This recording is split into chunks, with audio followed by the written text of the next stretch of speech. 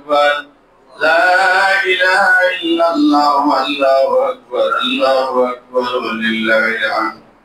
আল্লাহু আকবার কাবীরা, আলহামদুলিল্লাহি কাসীরা, সুবহানাল্লাহি বুকরাতান ওয়া আসীলা। আল্লাহ রাব্বুল আলামিন আমাদের জন্য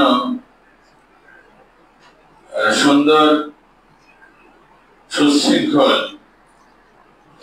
সমৃদ্ধশালী যে জীবন ব্যবস্থা দিয়েছেন, তার মধ্যে এই দুটা ঈদ, ঈদুল ফিতর এবং ঈদুল আজহা অন্তর্ভুক্ত।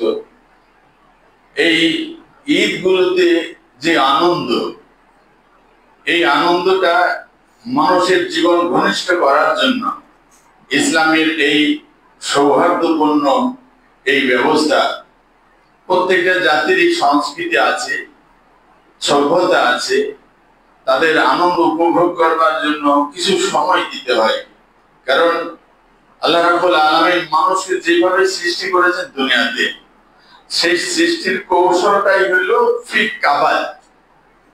আল্লাহ রাব্বুল আলামিন বলছেন যে আমি মানুষকে পরিশ্রম নির্ভর করে সৃষ্টি করেছি।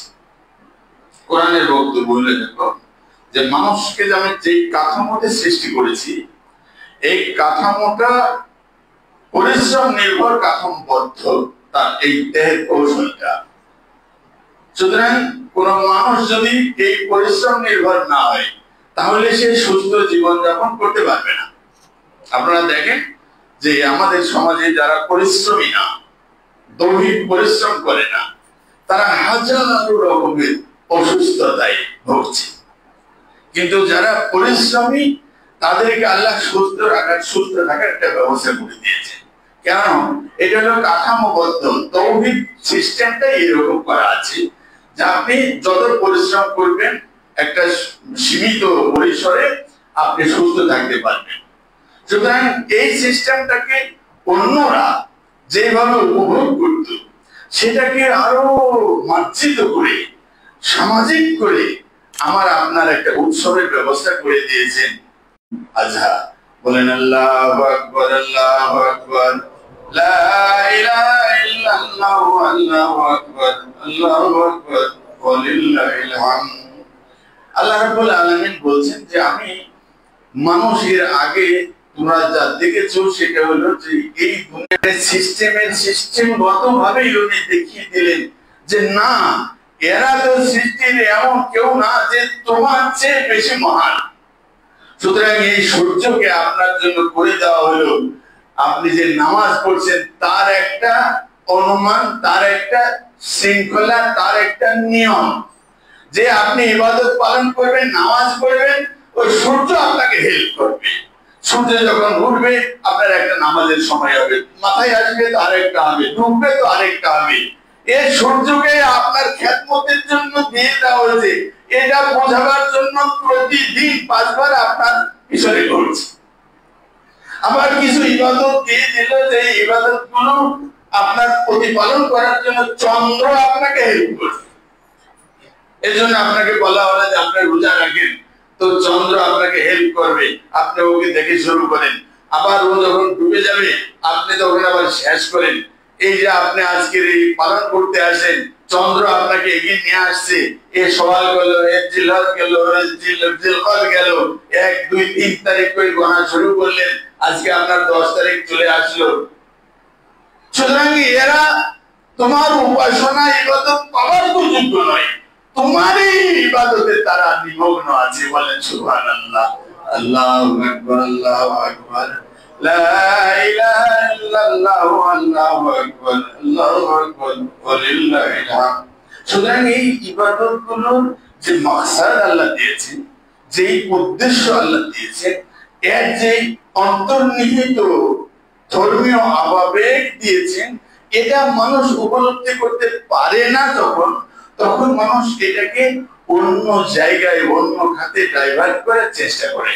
যার জন্য দুর্মুখেরা আজকে অন্য যারা মুসলিম না, তারা যেসব বাজে কথা বলছে, আমার আপনার মতে মুসলমান, নামে মুসলমান, তারা কাজেও আমরা দেখতেছি 5 ওয়াক্ত নামাজি আছে, আমাদের সাথে সামাজিক সমাজবদ্ধভাবে আমাদের মুসলিম নেতৃবৃন্দ তারা। এই দুর্মুখরা বলছে যে কেমন এই সিস্টেম চলে আসলো, গো হত্যা করে হাজার হাজার গবাদি পশু জবাই করে এই পশু নিধন করে এই কোন ধরনের ইবাদত হতে পারে যে একটা জানকে সে নিঃশেষে বিভাজ্য করে চোখের সামনে তার রক্ত প্রবাহিত করে নিজে উল্লাস আনন্দ করে এই উদযাপন করে দুর্মুখেরা বলছে। কিন্তু আল্লাহ রাব্বুল আলামিন আপনাকে যে সিস্টেমটা দিয়েছিল, এই সিস্টেমটা আসলে আপনি পশু হত্যা করবেন, এই পশু হত্যা করে আপনি উদযাপন উৎসব করবেন, আনন্দ লাভ করবেন, এটা টার্গেট ছিল কিনা এই জায়গাটায় আমরা নাই বিধায় এইরকম কথা এই মুসলিম হয়েও বলতে দুঃসাহস পাচ্ছি। বলেন নাউজুবিল্লাহি মিন যালিক। নইলে আপনি দেখেন সারা পৃথিবীর যে বড় ধনী লোক যারা আছে আজকে সব মক্কায় তারা অবস্থান করতেছে। এই কুরবানির দিন গেল, এই কুরবানির দিনে কত লাখ লাখ পশু জবাই করেছে। যিনি জবাই করেছেন হাজী সাহেব 5টা 10টা উট দিয়েছেন, গরু দিয়েছেন, ছাগল দিয়েছেন, ভেড়া মহিষ দিয়েছেন। ও হাজী সাহেব দেখেইনি, বলেন কথা ঠিক না? দেখেইনি কত পশু তার নামে জবাই হলো, কোথায় জবাই হলো, কোথায় গেল, রক্ত কোথায় বইয়ে গেল। তাহলে এই সিস্টেম করা হয়েছে শুধু আল্লাহ রাব্বুল আলামিনের নির্দেশ আছে যে তুমি এইভাবে আনন্দটা উদযাপন করো, সেই জন্য আমরা করতেছি, নইলে আমাদের কোনো দরকার ছিল না। এই কয় টাকা আপনি আজকে খরচ করতেছেন একটা গরুর পিছনে, খুব জোর 5 লাখ 10 লাখ টাকা। আর যদি আপনার মতন দুর্মুখে মানুষ হয়, আপনার মতন নিমখারাপ মানুষ হয়, দুর্নীতিবাজ মানুষ হয়, তাহলে ওই গত বছর ঈদে একটা ছাগল 15 লাখ টাকা কিনে তারপরে তো ধরা খেয়ে গেলেন, এরপরে তো ধরা শুরু হয়ে গেল। ও ছাগল কাণ্ড দিয়ে আমার সমাজের দুর্নীতি দূর করার আল্লাহ একটা ব্যবস্থা করে দিয়েছিল। বলেন আল্লাহু আকবার, আল্লাহু আকবার, লা ইলাহা ইল্লাল্লাহ, আল্লাহু আকবার, আল্লাহু আকবার, ওয়ালিল্লাহিল হামদ। সুতরাং সিস্টেমটা এরকম যে আপনি আপনার কোটি কোটি টাকা যদি থাকে, আপনি 2.5% করে যে যাকাত দেন, কয়েক কোটি টাকা মানুষ যাকাত দেয়, ওকে 1 টাকাও ভোগ করতে পারে না। এই কুরবানি আপনি দিচ্ছেন, আল্লাহ রাব্বুল যদি ইচ্ছা করতেন এর আগের উম্মতের তাই করা ছিল যে তারা কুরবানি দিত, এ একটা পশম ছুঁয়ে দেখতে পারতো না, এক টুকরা মাংস ভোগ করতে পারতো না। কিন্তু আল্লাহ রাব্বুল আলামিন রাসূলুল্লাহ সাল্লাল্লাহু আলাইহি ওয়াসাল্লাম বলেছেন যে তোমার উম্মতকে আমি সেই সুযোগ দিলাম, তারা আমার নামে উৎসর্গ করে দিবে। একটা টুকরা গোশত তার নেবার ক্ষমতা ছিল না, কিন্তু আমি তাদের অনুগ্রহ করে বললাম যে তোমরাও এটা ভোগ করো, তাতেও আমার কিছু আসে যায় না। বলেন আল্লাহু আকবার, আল্লাহু আকবার, লা ইলাহা ইল্লাল্লাহ, আল্লাহু আকবার, আল্লাহু আকবার, ওয়ালিল্লাহিল হামদ। আসলে মূল যে জিনিসটা সেটা হলো যে আপনি আপনার পশু বৃত্তিকে জবাই করতেছেন। এই টার্গেটটা আপনার ভিতরে যদি উদ্বেলিত না হয় তাহলে কিন্তু কুরবানি হলো না। যার জন্য কোরআন ওই প্রসঙ্গটা উল্লেখ করতে যে এইভাবে বললো, ফালাম্মা আসামা ওয়াদাল্লাহু লিলজাবিন, যে যার এই সুন্নতে আমরা কুরবানি করছি, ইব্রাহিম আলাইহিস সালাম, ইসমাঈল আলাইহিস সালাম, সেই মহান দুই ব্যক্তির ঘটনাটাকে সারমাইজ করে সূরা হজ এইভাবে আল্লাহ বলছেন যে যখন তারা দুইজনেই রাজি খুশি হয়ে গেল, দুইজনেই আমার হুকুম পালন করার জন্য স্বেচ্ছায় তারা একবারে রেডি হয়ে গেল, সেই সময় ইব্রাহিমের কাণ্ডটা দেখেন। আল্লাহ রাব্বুল আলামিন বলছেন যে ইব্রাহিমের কাণ্ডটা দেখেন, কি করলো? ওই তাল্লাহু লিলজাবিন, কপালের ভরে উপর করে ছেলেকে শুইয়ে দিল, পাছড়িয়ে ধরল। খেয়াল করে নেই। আচ্ছা, ইব্রাহিম আলাইহিস সালাম স্বপ্নের কথা বললেন, ইসমাঈল আলাইহিস সালাম কিভাবে রাজি হয়েছেন আপনারা হাজার মানুষের কাছে কিচ্ছা কাহিনী শুনেছেন। এরপরে শুনেছেন যে চোখ বেঁধে নাও, এই করো সেই করো, যাতে মায়া মোহব্বত না লাগে, এই লাগে, এসব আন্তাবি কথা বাদই দেন। কোরআন এখানে বলছে ফালাম্মা আসলামা, আসলামা দ্বিবচনের শেখা শব্দটা, মানে দুইজনেই যখন রাজি হয়ে গেল। আমার কাছে আত্মসমর্পণ করার জন্য একবারে সমর্পিত হয়ে গেল। তাহলে ইসমাইল ওখান থেকেই রাজি, মিনা বাজারে আসলো, এখানে এসেছে কুরবানির গরুর মতো তো আগেই শুয়ে পড়েছি। বাবাকে বলছে আপনি দেরি করেন না, ফাফআল মা তুমার ইয়া আবাতি। কোরআন শব্দটা ব্যবহার করতেছে ইয়া আবাতি, যে হে আব্বা, হে বাবা, এই সব শব্দ না বলে আরবি ভাষায় আব্বা মানে আবুল, আর এখানে বলছে আবাতি। এই শব্দটা ব্যবহার করা হয় যে আব্বা বলারও সময় নাই, বাবা বলারও সময় নাই। ওই মহান লোকটাকে সম্বোধন করার জন্য যত সংক্ষেপ করে কথা বলতে হয়, সেইটার নাম হলো আবাতি। সেই সময় নেই। সে বলছেন ইসমাইল আলাইহিস সালাম যে আপনি দেরি করতে থাকলে যদি আবার নির্দেশ আসে যে জবাইয়ের দরকার নাই, তাইলে আল্লাহ রাব্বুল আলামিন এই কোটি কোটি হাজারো বাণী আযাবের মধ্যে আমার ভক্ত এত পছন্দ করেছেন, আমি তো সেখান থেকে মাহরুম হয়ে যাব। সুতরাং যা নির্দেশ দেওয়া হয়েছে আপনি তাড়াতাড়ি সমাধান করে দেন। বলেন আল্লাহু আকবার, আল্লাহু আকবার, লা ইলাহা ইল্লাল্লাহু, আল্লাহু আকবার, আল্লাহু আকবার ওয়া লিল্লাহিল হামদ। এবার আপনারা বলেন, এই ছেলেটাকে যখন বলা হবে বাবা তুমি শুয়ে পড়ো আমি কাজটা শেষ করি, ও দাঁড়িয়ে থাকবেন না দৌড় দিবে? বলেন, দাঁড়িয়ে থাকবে না দৌড় দিবে না শুয়ে পড়বে? বলতেছেন না কেন? কি করবে? শুয়ে পড়বে। তাহলে ইব্রাহিম আলাইহিস সালাম কেন তাকে পাশড়িয়ে ধরে শোয়াইলেন? এর মানে আল্লাহ বলতে চাচ্ছেন যে ইব্রাহিম আমার কাছে প্রমাণ করতে চাইছে যে আল্লাহ তুমি যদি একটা ছাগল জবাই করতে বলতা, তুমি যদি একটা গরু জবাই করতে বলতা, তুমি যদি আমাকে একটা ভেড়া জবাই করতে বলতা, তো তোমার নামে ভেড়া জবাই করতে আমার মনের ভিতরে যেরকম কোন দুঃখ বেদনা না থেকে আমি সমর্পিত আত্মায় খুশি মনে ছাগল জবাই করতে পারতাম। তুমি আমার কাছে আমার ছেলের রক্ত চেয়েছো, এতে আমার ছাগলের চেয়ে বেশি কোনো দাম নেই, বেশি কোনো গুরুত্ব নেই। ছাগল যেভাবে জবাই করতে পারি তোমার নির্দেশ পালনের জন্য নিজের পৌরজাত সন্তানকে জবাই করতে আমার বিন্দু মাত্র কাঁপুনি নেই, দুঃখ বেদনা নাই, আমি খুশি হয়ে তাই করতে পারতেছি। বলেন আল্লাহু আকবার, আল্লাহু আকবার, লা ইলাহা ইল্লাল্লাহু, আল্লাহু আকবার, আল্লাহু আকবার ওয়া লিল্লাহিল হামদ। তাহলে কুরবানিটা কি আমার খাওয়া দাওয়ার জন্য ব্যবস্থা করার বিষয় না? তাহলে আপনারা আমরা যা জবাই করতেছি এই জবাইটা জাস্ট একটা নির্দেশ পালন করার জন্য আমি আল্লাহ রাব্বুল আলামিনের কাছে অগ্রগামী আত্মসমর্পণ করতে পারি, শুধু এইটা প্রদর্শন করে আল্লাহকে বলা। এখন এই কুরবানির জন্য আপনার যে ব্যতিব্যস্ততা, এই একটা সুন্নাত কাজ আপনার জন্য দেওয়া হয়েছিল। এই সুন্নাত পালনের জন্য আজকে 5 দিন ধরে ঢাকা শহরের বাজার ঘাট গলিতে গলিতে দৌড়িয়া যে পাগল পাড়া হয়ে গেলেন।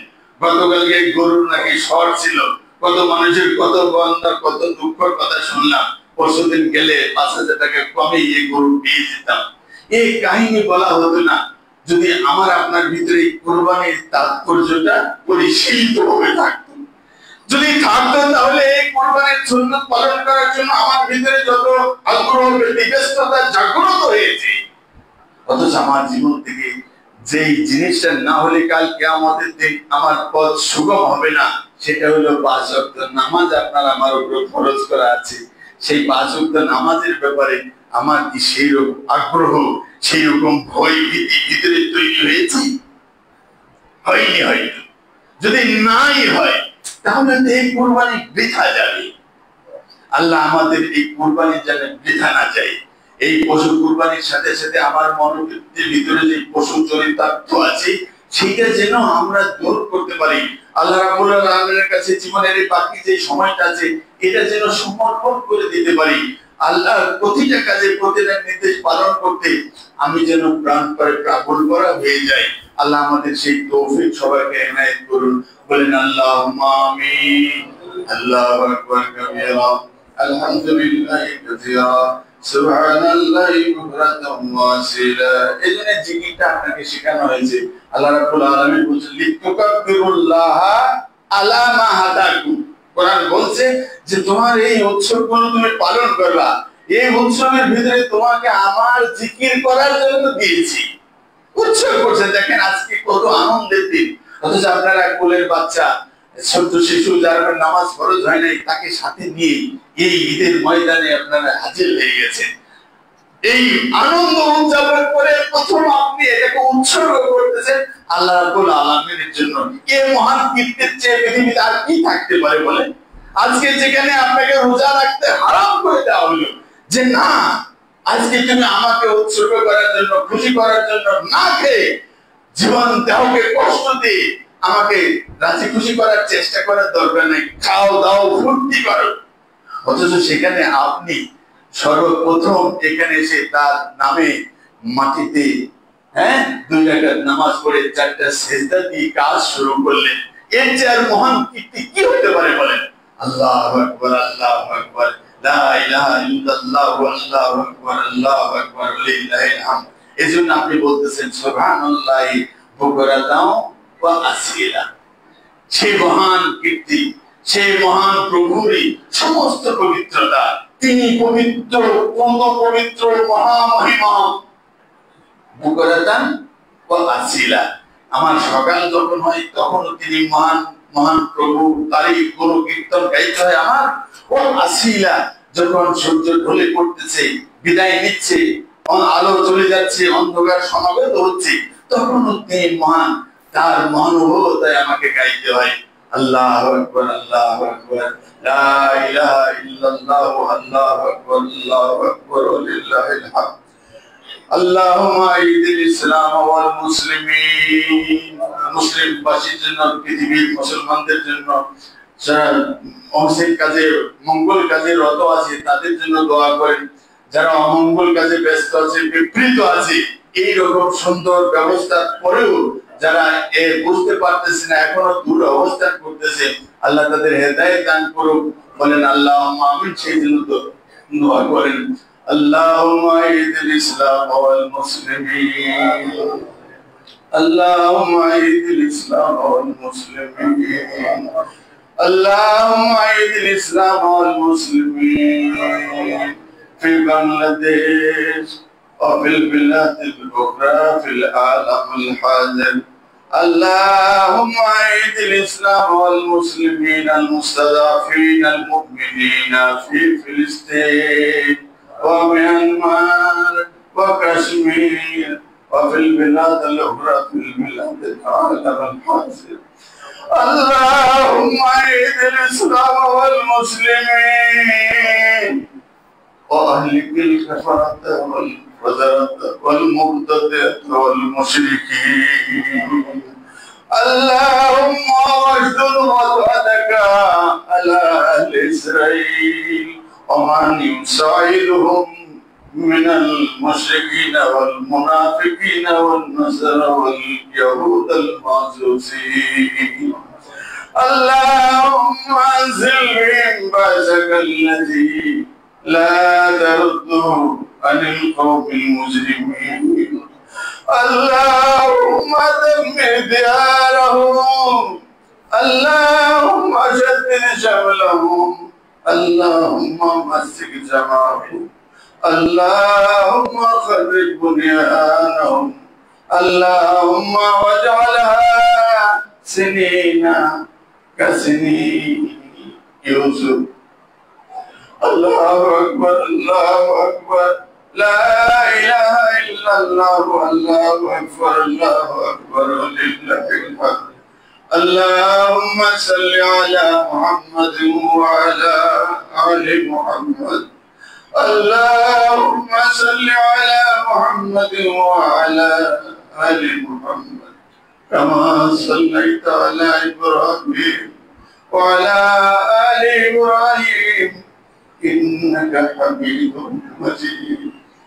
اللهم بارك على محمد وعلى آل محمد كما باركت على إبراهيم وعلى آل إبراهيم إنك حميد مجيد.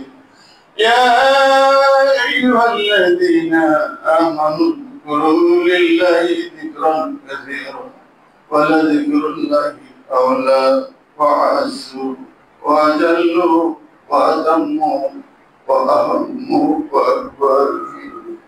الله أكبر الله أكبر لا إله إلا الله الله أكبر.